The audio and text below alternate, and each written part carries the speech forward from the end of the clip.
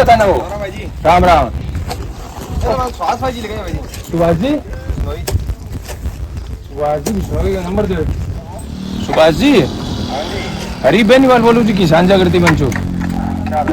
बढ़िया है। ओ झुकिया नहीं बाती करना कूट के ऊपर मकान थे बनवा ला रहे हो थे चालू करवा रहे थे अच्छा काम ही के अंदर सर के खदर ही है परमिशन ली गई थे पहले दिया बताओ यार भाई जी मैं थाना एक ही बात बताऊं कि सुकून साहब जो बात कर रहे थे जिकी भी बात है परमिशन ली है दियो नंबर दियो 94 है। हेलो चावला जी नमस्कार। हरीफ बेनीवाल बोल रहा हूँ जी किसान जागृति मंच से। हरीफ बेनीवाल बोलूँ किसान जागृति मंच हूँ। कोई सुभाष जी बात करी अच्छा कोई ढोकियाड़ी वाडी के कन्ने कोई मकान को काम चलने लाग रहे रोड के ऊपर है। हाँ बे क्या भी सुखवन जी चावला को है वो।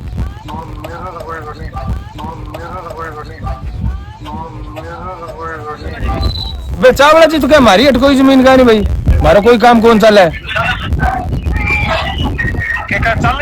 हाँ हमारा तो कोई काम कौन सा लगे। तो आप बताओ थे को बना बताओ नहीं। मैं आके लाग रहा हूँ भाई चावला जी ने ओम स्वामी की जमीन खरीदारी करवाई है ऊंची बात तो मेरे ही नॉलेज के अंदर है। आ रोड पर तो 15 सालों यार खाली पड़ी या अठा जीती जगह अगर की बच्चड़ी जकम बे झाड़ झंकार देसी पहाड़ी की क्रिया सबे होता। अच्छा अब मैं तो कुदरती है छबी लगड़ी कन्ने इन कन्ने योजन में क्यों 18 कूंट के ऊपर मकान से निकल ला रहा है तो बेहतर किताबें किन गया तुम वो। तो भाई साहब अड्डा पारबंदी आपनी बहुत पुरानी आज की नहीं कोनी पहला ठीक है साफ सफाई कोनी करेडी नहीं अब साफ सफाई करके कमरों का लाज। अब सुभाष जी मेरी गल सुनो मैं तो अब 10-15 मिनट खड़े क्यों लोग बेड़ा हुआ एक वो ढूकियो है वो आयो वो क्या मेरी है ये चालता थे को थारी है एक हमारी है आज जिग्या तो अटे सारो आस पास लोग बता देगा गगर की सीधी जिग्या यहीं पर क्यों कौन हो अधिकारी कौन हो कहीं पर थारी ऊपर आगे पूरी की पूरी जमीन ऊपर है नहीं सरदार जी की ऊपर कंप्लीट हो जाए ओम जी स्वामी वाली बात जमीन है नीचे किसे कागजांग ऊपर एक कभी जो है कौन सा कागजांग कोई तो प्रूफ है लो या अपनी पुश्तैनी जमीन है दादा परदादा की भाई आई तो कहूँ या कोई पुश्तैनी जमीन है दादा परदादा की जन तो कह दे अभी कोई कागजां की जरूरत कान पड़ा यार पुश्तैनी नहीं और से खकर किया जगह की आपने जमीन के लगती जमीन है साफ सफाई करके फ्रंट में कमरों गाल के बेटा पुश्तैनी नहीं और से खकर किया जगह की आपने जमीन के लगती जमीन है साफ सफाई करके फ्रंट में कमरों गाल के बेटा पुश्तैनी नहीं और से खकर किया जगह की आपने जमीन के लगती जमीन है साफ सफाई करके फ्रंट में कमरों गाल के बेटा मैं केस को भी लगती है थारे हाँ ये बात ने मैं इनकार कौन करूं पर लगती तो आप मान लियो लगी तो आपने कोई सरकारी जमीन हुई है पर लगती है जना भाई भी ऊपर उठ जाऊंगा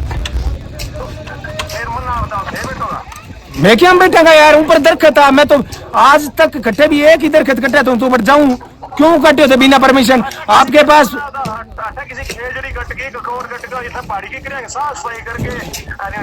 भाई जी सुनो मेरी बात खेजड़ी हुआ जदी हुआ के किकर ही थे काट के बता दो मैं बता दूं कन्ने किकर और खड़े काट के बताओ मैं खड़े हूं ऊपर चाहे की हो आज जमीन गग्गर की ऊपर थरो अधिपत्य किया होगी सुभाष जी यहाँ को मैं थे के हो चावड़ा जी पूछ लियो चावड़ा जी के हमारा है नहीं कोई काम नहीं चल रहा है। चलो मेरा चल है काम कोई बात नहीं अब बना थे के मैं वो चाहूँ 18 की जमीन ही मैं 18 की जगह ही नहीं जीती कूट बा जिया कूट 10 साल 15 साल पड़ी बिया बा नेचुरल पड़ी रहनी चाहिए मैं तो आ चाहूँ। जय किसान साथियों आप बैकग्राउंड के अंदर जो वीडियो देख रहे हैं ये वीडियो सूरतगढ़ के ही जो रामदेव मंदिर रोड निकलती है डायरेक्ट पिंपैड को आगे हाईवे पर निकलती है इस पर खसरा नंबर 463 में जो गग्गर भाग क्षेत्र के डिप्रेशन संख्या 16 में स्थित है पास में ढूकिया वाली आबादी आप देख रहे हैं एक मकान बन रहा था। मैं आज ऐसे ही किसी काम से निकल रहा था पिंपैड जाना था मेरे को लेकिन मैंने देखा मकान बन रहा है और मकान जहां बन रहा था वहां पर 3 महीने पहले अच्छे खासे पेड़ खड़े थे संघन पेड़ खड़े थे और यह गग्गर भाग क्षेत्र के अंदर पूरी की पूरी जमीनें आसपास आपको दिखाई दे रही है। इन सभी लोगों को तबादले पहले ही मिल चुके हैं। गजट नोटिफिकेशन राज्य सरकार का 1967 में जो निकला था 1967 में निकला था उसके अनुसार इनको तबादले मिल चुके हैं। हाँ, जिन किसानों ने तबादले नहीं लिए हैं और वो यहाँ पर बसे हुए हैं, वो अगर खेती करते भी हैं तो हमारा कोई ऑब्जेक्शन नहीं है।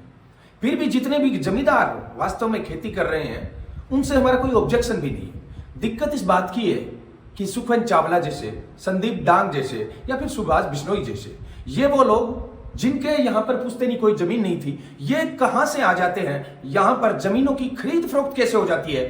पहली बात तो यह है कि राज्य सरकार के गजट नोटिफिकेशन 1967 के अनुसार यहां पर जब तबादले सब लोगों को मिल चुके हैं तो ये भूमि विभाग ने अक्वायर क्यों नहीं की, अवाप्त क्यों नहीं की, खाली क्यों नहीं करवाई।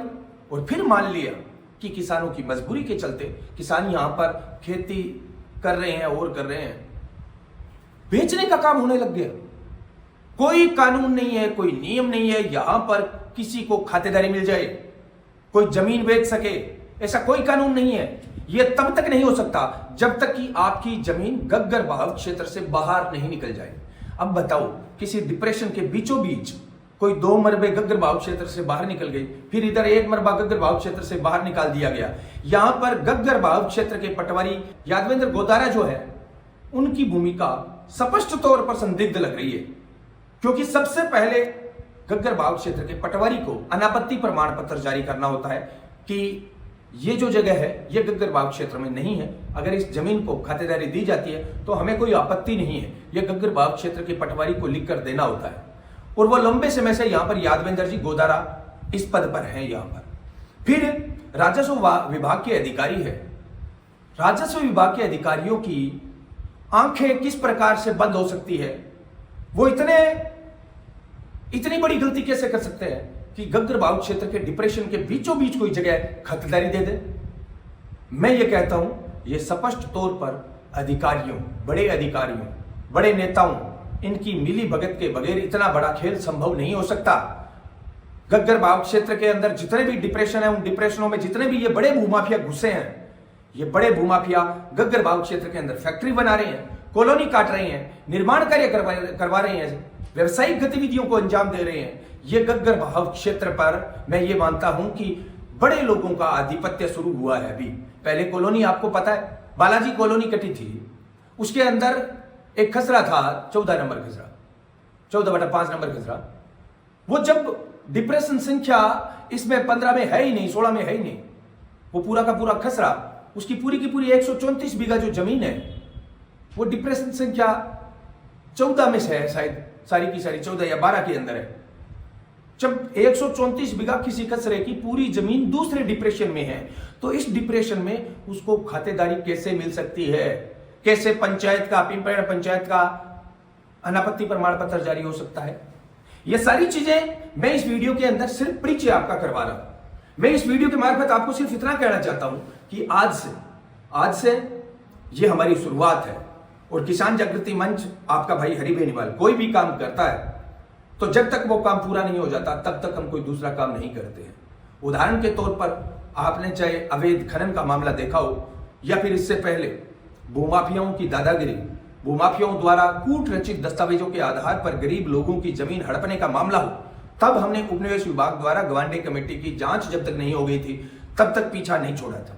वो मामला भी हम कलेक्टर लोकबंधु जी से व्यक्तिगत मिलकर दोबारा से उन फाइलों पर जांच तेज करने का काम हम करवाएंगे। साथ ही साथ गग्गर बहाव क्षेत्र के सभी उच्च अधिकारियों से व्यक्तिगत तौर पर मिलकर सवाल पूछने का काम करेंगे। सीधे तौर पर गग्गर बहाव क्षेत्र का ये जो डिप्रेशन संख्या 16 है, इसमें डायरेक्ट दखलंदाजी भूमाफियाओं की जो शुरू हुई है, बड़ी बड़ी पाइपलाइन टिब्बों के अंदर बिछाई जा रही है, क्योंकि गग्गर डिप्रेशन के अंदर बीच में पानी है, वो मीठा है, वहां पर बोर लगाते हैं बड़े बड़े, वहां से पानी निकाल कर ये अपनी कॉलोनियों में ले जाते हैं। ये पूरी की पूरी व्यवसायिक गतिविधियां मानी जाती है। यहां पर हम स्पष्ट तौर पर कहना चाहते हैं प्रशासन को, और जो छोटे अधिकारी है, कर्मचारी है हमारे, चाहे वो पुलिस में है मेरे भाई, चाहे वो पटवारी है मेरे भाई, उन सब से मैं कहना चाहता हूं, नौकरी बहुत मुश्किल से मिलती है।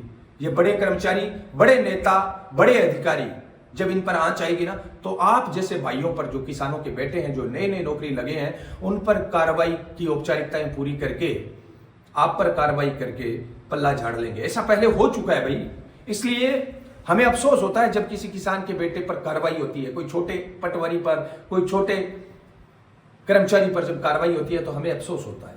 जिला कलेक्टर महोदया को मैं कहना चाहता हूं, इस वीडियो के मार्फत हम आप तक ये सूचना पहुंचाना चाहते हैं, आप प्लीज कार्रवाई को सुनिश्चित कीजिए, संज्ञान लीजिए।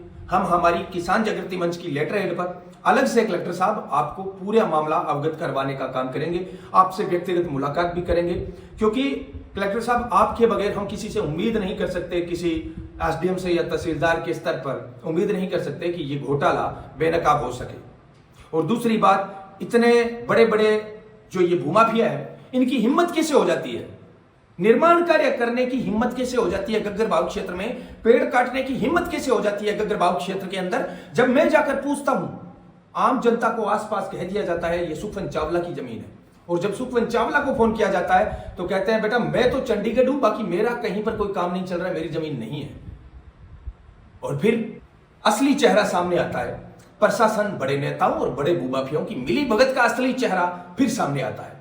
ये शुरुआत है, अंजाम चाहे कुछ भी हो, वीर तेजाजी महाराज के आशीर्वाद से हम सच्चाई की लड़ाई को अंजाम तक पहुंचाएंगे। और गग्गरबाग क्षेत्र के अंदर ये जो बड़े भूमाफिया यहां पर व्यवसायिक गतिविधियों को अंजाम देने में लगे हुए हैं, इन सबको यहां से बेदखल करने का काम जब तक नहीं होगा तब तक हम कोई दूसरा काम नहीं करेंगे।